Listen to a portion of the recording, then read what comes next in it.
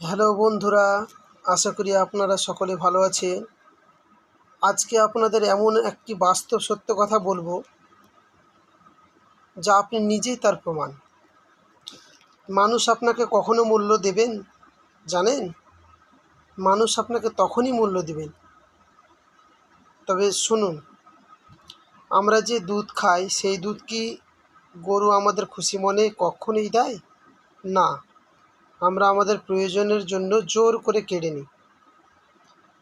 তেমনি কোনো গাধা কখনই নিজে থেকে মাল বইতে চায় না, বরং আমরা আমাদের প্রয়োজনে জোর করে চাপিয়ে দিই।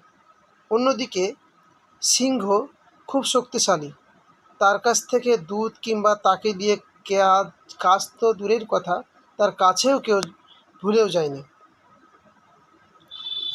খুব শক্তিশালী, তাই তার কাছে কেউ যায় না।